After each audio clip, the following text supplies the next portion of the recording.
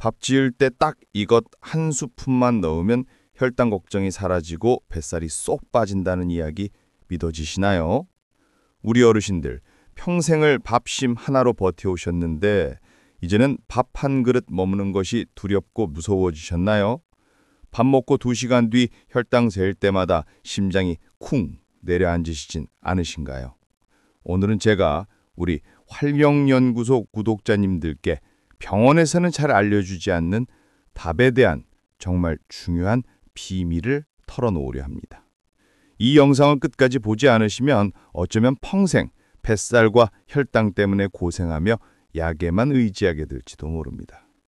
하지만 오늘 이 이야기 딱 25분만 귀 기울여 주신다면 매일 먹는 밥이 독이 아니라 보약이 되는 기적을 경험하게 되실 겁니다. 제가 이렇게까지 확실하며 말씀드릴까요? 얼마 전 저희 아파트 경로당에서 만난 73살 박 선생님 이야기를 꼭 해드려야겠습니다. 그 선생님이 4년 전에 아내분과 사별하시고 혼자 지내시는데 저녁마다 막걸리 한 병에 역사 드라마 보는 게 유일한 약이셨어요. 그런데 식사하시는 걸 보니까 큰일 나겠더라고요. 혼자 밥하기 귀찮으시다고 주말에 밥을 한솥 가득 지어서 비닐봉지에 나눠 담아 냉동실에 뼈꽉꽉 채워두시는 겁니다. 그리고 매일 끼니 때마다 전자레인지에 땡 돌려서 뜨끈한 밥 한 대접에 김치 하나 놓고 드시는 게 전부였어요.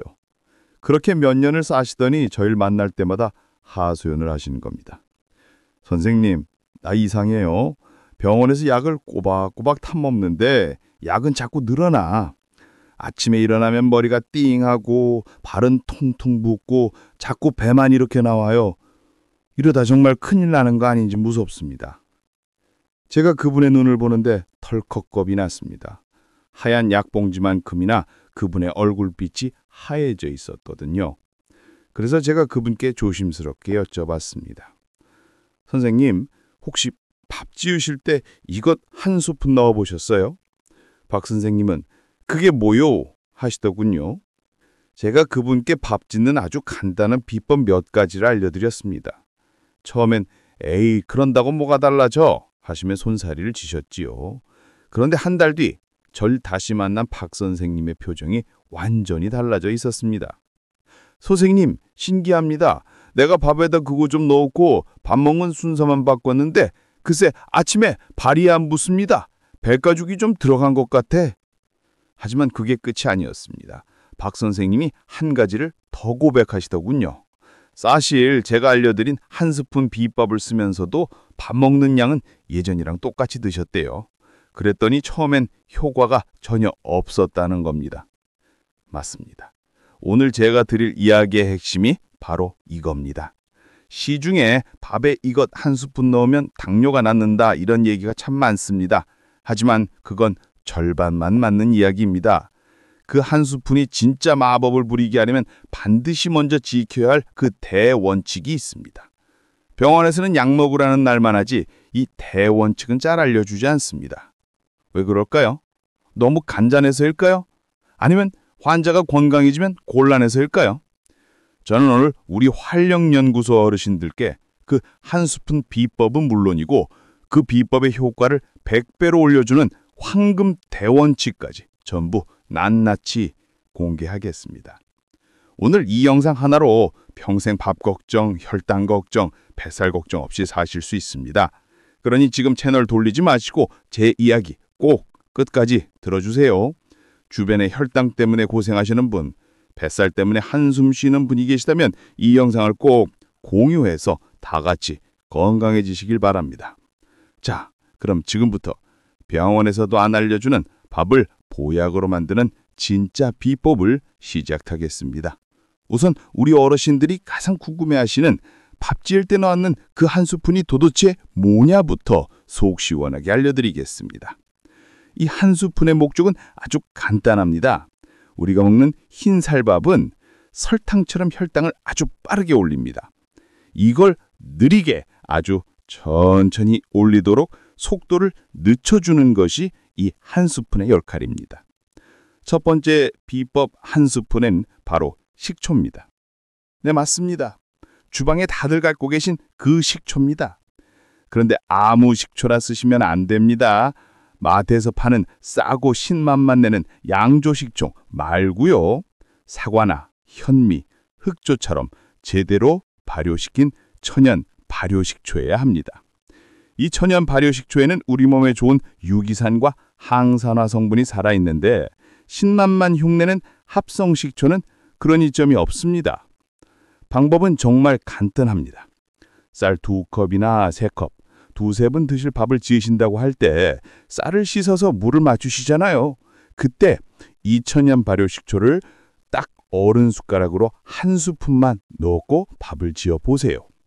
아니, 밥에서 신맛 나는 거 아니요? 걱정되시죠? 전혀 그렇지 않습니다. 밥이 끓고 뜸이 드는 과정에서 그 시큼한 맛은 다 날아가고 오히려 밥알은 더 탱글탱글해지고 윤기가 흐르게 됩니다. 왜 식초가 혈당을 잡을까요? 쉽게 설명해 드릴게요. 식초에 들어있는 착한 성분이 밥알을 살짝 코팅한다고 생각하시면 됩니다. 이 아세트산이라는 성분이 밥의 전분을 변성시켜서 우리 몸이 소화하고 흡수하는 속도를 훨씬 느리게 만들어줍니다. 혈당이 롤러코스터처럼 치솟는 게 아니라 완만한 언덕을 오르듯이 천천히 아주 천천히 오르게 되는 거죠. 실제로 여러 연구에서 밥에 식초를 섞어 먹으면 그냥 밥을 먹었을 때보다 식후 혈당이 치솟는 걸 무려 20에서 30%나 막아준다는 것이 확인됐습니다. 심지어 꾸준히 먹으면 인슐린이 더 일 잘하게 만들어서 혈당 조절 능력 자체를 도와준다고 합니다. 우리 조상들이 초밥을 만들어 먹었던 것에도 이런 지혜가 숨어 있었던 거지요. 그러니 오늘 저녁 밥부터 당장 천연 발효 식초 한 스푼 꼭 넣어보시길 바랍니다. 자, 그런데 식초보다 더 강력한 한 스푼이 있습니다. 두 번째 비법 한 스푼은 바로 귀리입니다. 또는 콩도 좋습니다. 저는 개인적으로 이 두 번째 한 스푼을 가장 강력하게 추천해 드립니다. 이건 단순히 혈당 속도를 늦추는 게 아니라 혈당을 아예 붙잡아 버립니다. 귀리, 영어로는 오트라고 하죠. 이 귀리 한 숟가락에는 베타글루칸이라는 아주 특별한 식이섬유가 가득 들어 있습니다. 이게 우리 뱃속에 들어가면 어떻게 되느냐? 물을 만나서 아주 끈적끈적한 젤리처럼 변합니다. 밥을 먹으면 밥이 소화돼서 당분이 나오겠죠? 이 당분이 피 속으로 흡수되기 전에 귀리가 만든 이 끈적한 젤리가 당분을 꽉 붙잡아 버립니다. 너 천천히 가 하고 발목을 잡는 거죠. 그러니 혈당이 오를 수가 없습니다. 심지어 이 젤리는 뱃속에 오래 머물면서 배가 든든하게 꺼지지 않게 해줍니다. 그러니 뱃살이 빠질 수밖에요. 또 이 젤리가 피 속의 나쁜 콜레스테롤까지 싹 닦아서 몸 밖으로 버려준다고 하니 이야말로 일석이조입니다. 콩은 왜 좋을까요? 콩은 단백질 덩어리입니다. 쌀밥에는 단백질이 거의 없어요. 밥에 콩 한 줌을 넣으면 밥만 먹었을 때보다 포만감이 훨씬 오래 갑니다. 배가 부르니 밥을 덜 먹게 되고 단백질이 우리 몸의 근육을 지켜주니 건강은 덤으로 따라옵니다. 방법은 더 간단합니다. 흰 쌀밥을 안 치실 때 귀리나 콩을 딱 한 줌 혹은 어른 숟가락으로 크게 한두 스푼만 섞어서 밥을 지으시면 됩니다. 이게 바로 오늘 영상 제목의 비밀, 이것 한 스푼의 정체입니다. 식초, 그리고 귀리나 콩. 여기까지만 들으시면 이제 알았다. 오늘부터 밥에 식초랑 귀리 넣고 실컷 먹어야지 하고 생각하실 수 있습니다. 그런데 잠깐만요. 제가 아까 말씀드렸죠? 저희 아파트 박 선생님이 처음엔 이렇게 하고도 효과를 못 보셨다고요. 왜 그랬을까요? 지금부터가 오늘 이야기의 진짜 핵심입니다. 이 한 스푼 비법들은 정말 훌륭합니다. 하지만 이 비법들이 효과를 내기 위한 대원칙을 무시했기 때문입니다. 그건 마치 밑 빠진 독에 물을 붓는 것과 같습니다. 병원에서도 잘 안 알려주고 우리 어르신들이 가장 놓치기 쉬운 황금 대원칙 3가지, 그 중에서도 가장 중요한 첫 번째 원칙부터 말씀드리겠습니다. 혈당을 잡는 황금 대원칙, 그 첫 번째는 바로 밥의 총량을 줄이는 것입니다. 너무 당연한 이야기 같으신가요? 하지만 이게 전부입니다. 이것만 지키셔도 혈당의 90%는 잡힙니다. 한번 생각해 보세요, 어르신. 우리가 밥에 귀리를 한 스푼 넣든 식초를 한 스푼 넣든 그 밥그릇의 90% 이상은 여전히 탄수화물입니다. 탄수화물은 우리 몸에 들어오면 전부 설탕으로 변합니다. 귀리밥도 많이 먹으면 혈당이 오르고 현미밥도 2그릇 먹으면 혈당이 치솟습니다. 식초를 넣었다고 해서 밥이 설탕이 아닌 게 되는 건 절대 아니거든요. 좋은 밥을 많이 먹는 것과 나쁜 밥을 많이 먹는 것은 혈당에게는 똑같은 재앙입니다. 제가 수많은 어르신들을 만나 뵙고 상담해드리면서 가장 안타까웠던 게 바로 이겁니다. 나는 혈당 때문에 무조건 현미밥만 먹어 하시면서 그 현미밥을 고봉밥으로 2그릇씩 드시는 겁니다. 그래놓곤 난이 현미밥 먹는데 왜 혈당이 안 떨어져 하고 한숨을 쉬시죠. 그럼 얼마나 줄여야 할까요? 가장 쉬운 방법부터 알려드릴게요. 오늘 저녁 밥솥에서 밥을 푸실 때 평소 드시던 양 그대로 일단 퍼보세요. 그리고 나서 그 밥그릇에서 딱 2숟가락만 덜어내보세요. 처음엔 그 2숟가락 덜어내는 게 그렇게 서운하고 아까울 수가 없습니다. 우리 평생 밥은 남기면 벌 받는다고 배우고 살았잖아요. 밥심으로 산다고 했잖아요. 그런데 어르신, 시대가 변했습니다. 못 돕고 살던 시절에는 그 2숟가락이 생명이었지만 지금처럼 뭐든 풍족한 시대에는 그 2숟가락 더 먹는 습관이 우리 생명을 갉아먹고 있습니다. 이제는 밥을 남기면 벌 받는 게 아니라 밥을 다 먹으면 병이 온다고 생각을 바꾸셔야 합니다. 그렇게 딱 2숟가락만 덜어내는 연습을 일주일만 해보세요. 놀랍게도 우리 몸은 금방 적응합니다.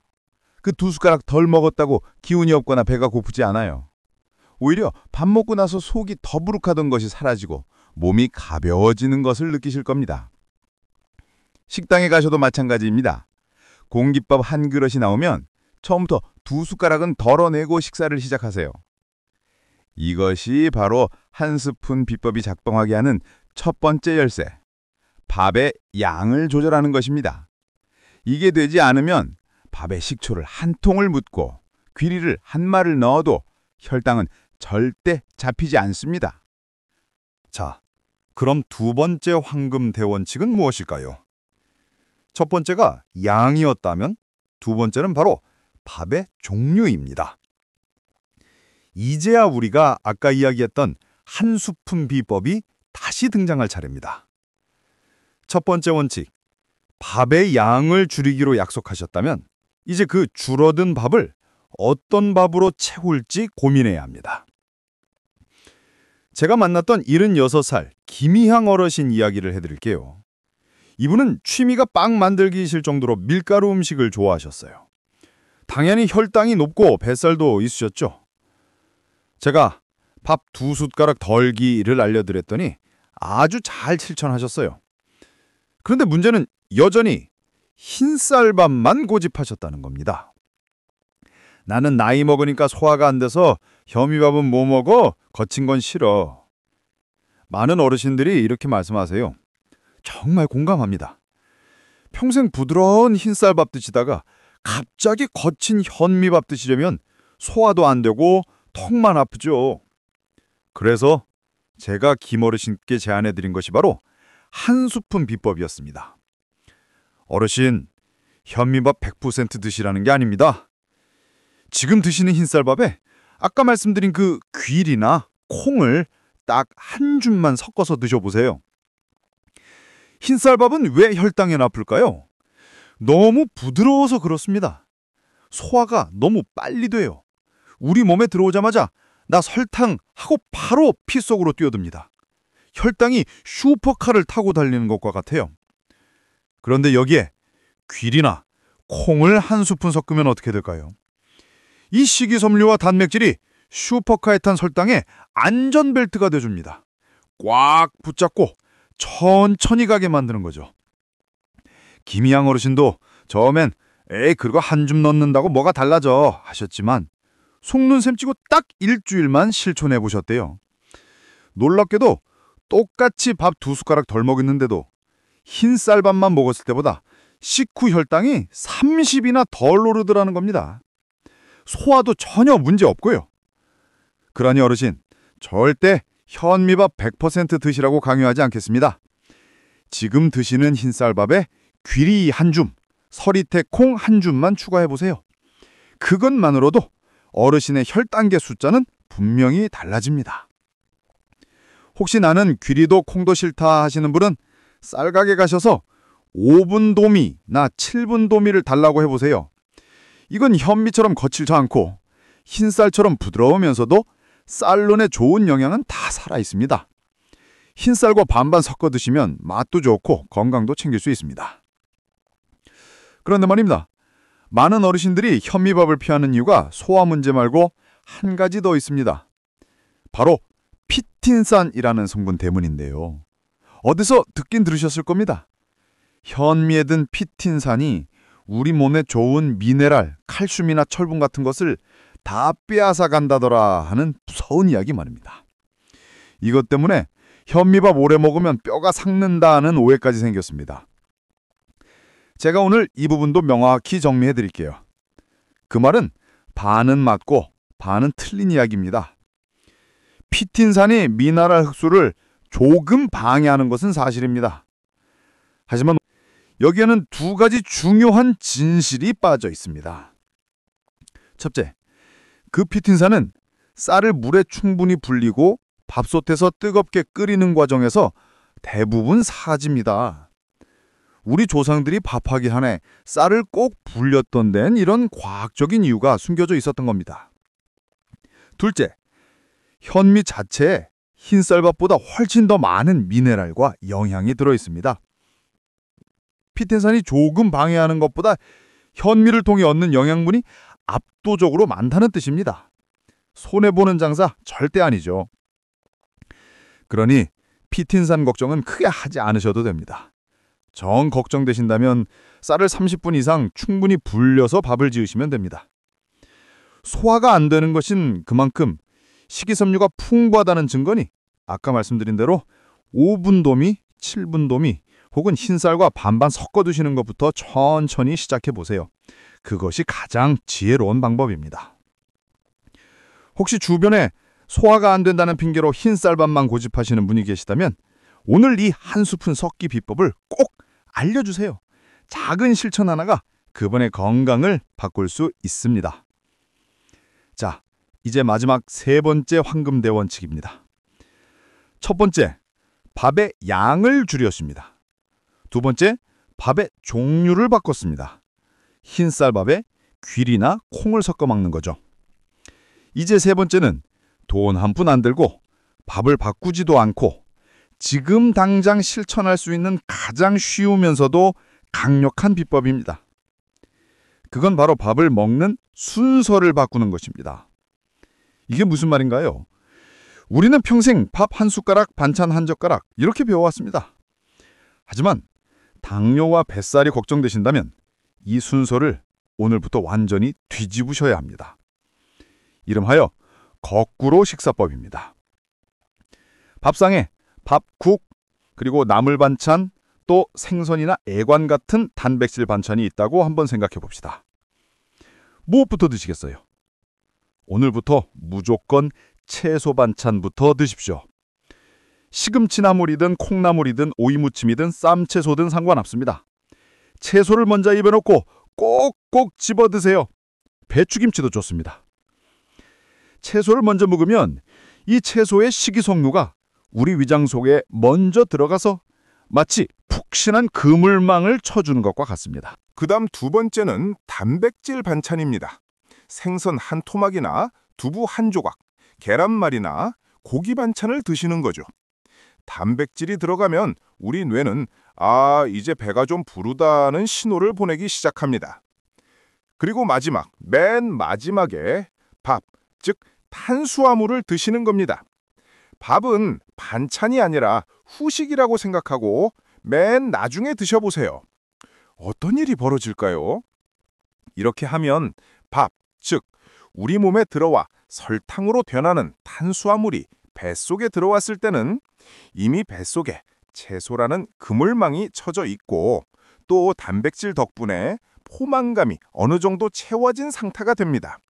설탕이 빗속으로 흡수되려고 해도 채소 그물망에 걸려서 속도를 낼 수가 없습니다. 이미 단백질로 배가 좀 찼기 때문에 밥도 평소보다 덜 먹게 됩니다.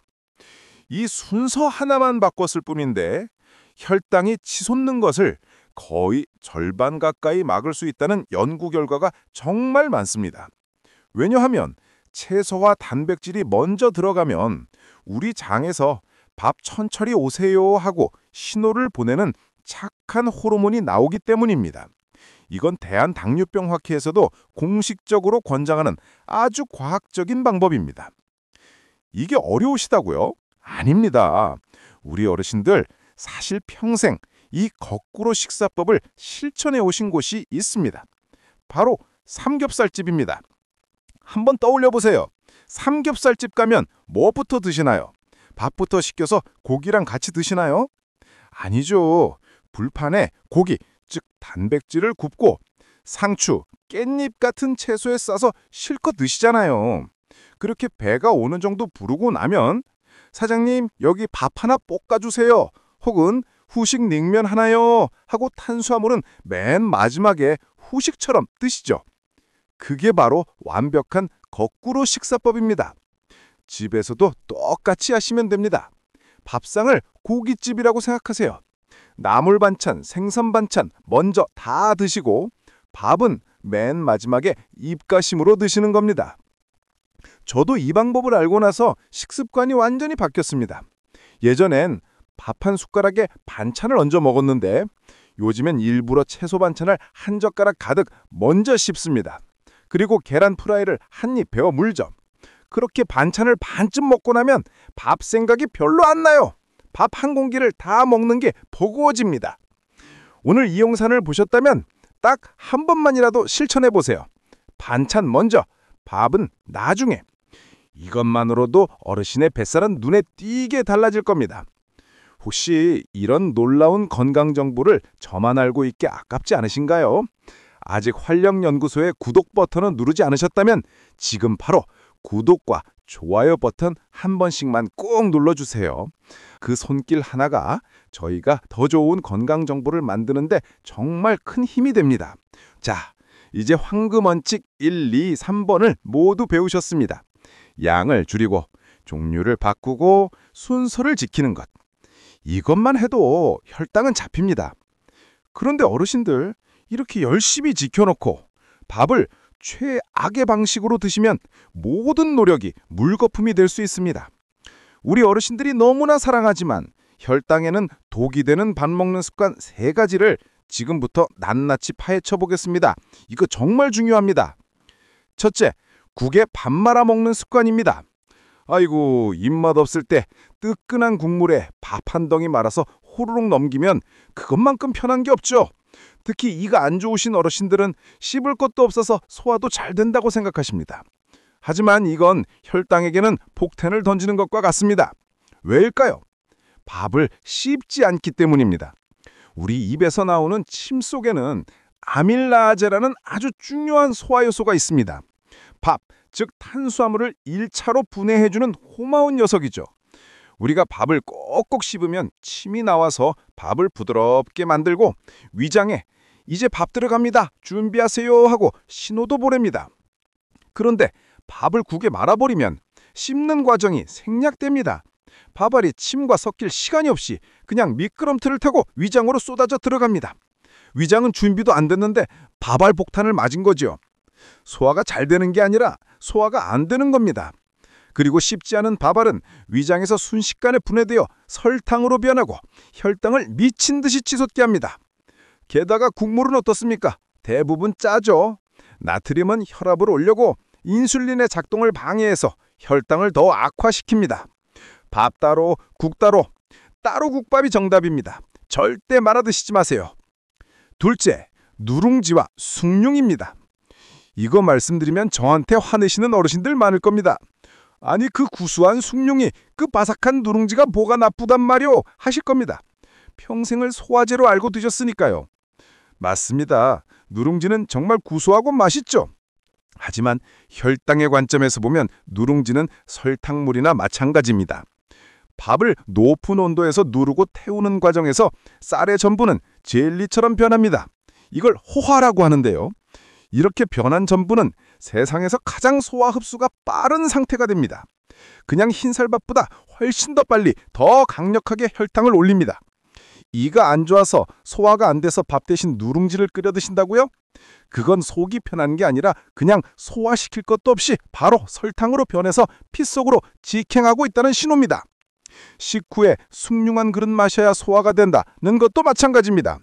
그건 그냥 뜨끈한 설탕물을 추가로 들이붓는 것과 같습니다. 혈당이 2번 치솟는 거죠. 정말 누룽지를 포기 못하시겠다면 식사 대용이 아니라 그냥 밥 2숟가락 덜어낸 그 양만큼 반찬처럼 한두 조각 드시는 정도로 만족하셔야 합니다. 숭늉은 죄송하지만 끊으시는 게 맞습니다. 셋째, 비빔밥입니다. 이건 정말 의외라고 생각하실 겁니다. 아니 나물도 많고 채소도 많은데 비빔밥이 왜 나빠? 비빔밥은 우리가 오늘 배운 황금 대원칙 3번을 정면으로 위반하는 음식입니다. 채소, 단백질, 밥, 이 모든 것을 한 그릇에 넣고 섞어버렸죠. 밥알 하나하나가 고추장과 참기름에 코팅되어 버립니다. 채소의 식이섬유가 밥알의 흡수를 막을 틈이 없습니다. 밥과 나물이 그냥 한 덩어리가 되어 입으로 들어옵니다. 우리는 그걸 또 맛있다고 꿀꺽 삼키죠. 밥과 채소를 분리해서 먹을 수가 없습니다. 결국 비빔밥은 채소를 곁들인 밥이 아니라 채소 맛이 나는 밥일 뿐입니다. 혈당을 올리는 혹도는 흰쌀밥과 별 차이가 없습니다. 차라리 비빔밥을 드시고 싶다면 밥 따로, 나물 따로 드세요. 나물 반찬을 문저 꼭꼭 씹어 드시고 밥은 맨 나중에 따로 드시는 겁니다. 그러면 똑같은 재료로도 혈당을 지킬 수 있습니다. 자, 이제 마지막으로 많이 헷갈려 하시는 거 하나만 딱 짚어드리고 마무리하겠습니다.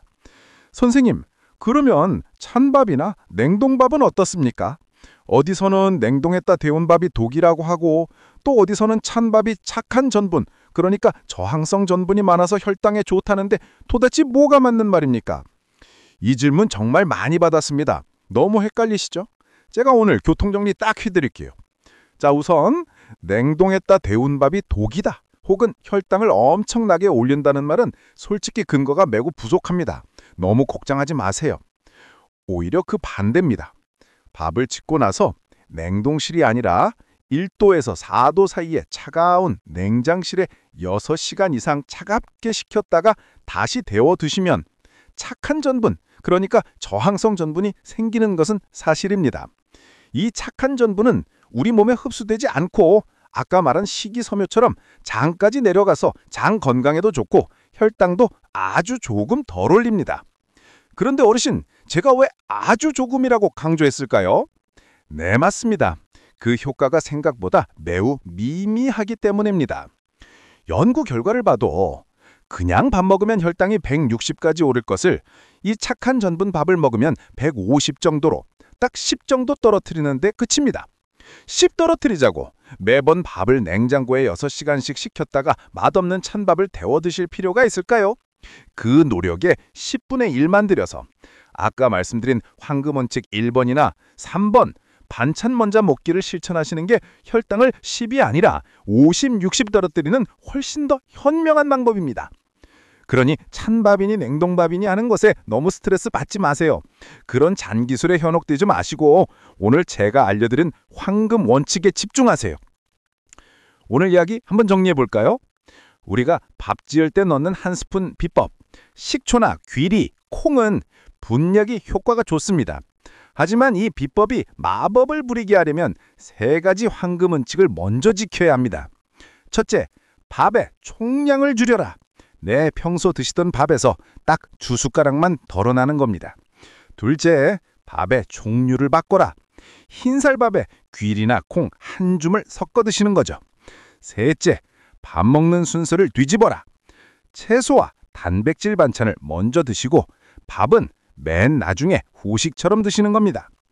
이 세 가지만 지키시면 굳이 한 스푼 비법을 쓰지 않아도 혈당과 뱃살은 놀랍게 달라질 것입니다.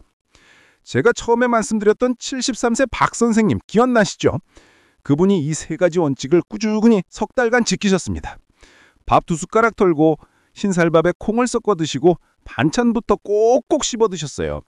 석 달 뒤에 병원에 가셨는데 의사 선생님이 깜짝 놀라시더랍니다. 매일 먹던 혈압약 하나, 당뇨약 하나를 줄여도 되겠다고 하시더래요. 그날 저녁 박 선생님이 저를 찾아오셔서 제 손을 덥석 잡으셨습니다. 선생님, 고맙습니다. 내가 4년 만에 처음으로 살맛이 납니다. 이젠 밥 먹는 게 두렵지가 않아요. 그분의 그 환한 웃음을 보는데 제 마음이 다 뜨거워졌습니다. 어르신, 당뇨나 뱃살은 병이 아닙니다. 잘못된 습관입니다. 약으로 고치는 게 아니라 습관으로 다스리는 것입니다. 어르신의 건강은 의사나 비싼 약이 아니라 어르신의 밥그릇 안에 있습니다. 여러분은 충분히 건강해지실 수 있는 힘을 갖고 계십니다. 오늘 제 이야기가 어르신들의 삶에 작은 희망과 활력이 되었기를 진심으로 바랍니다.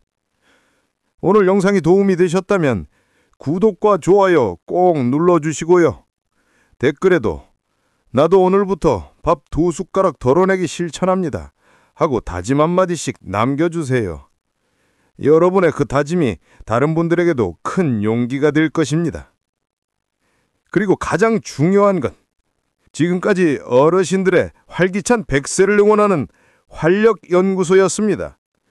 다음에는 더 유익한 건강 정보로 찾아뵙겠습니다. 감사합니다.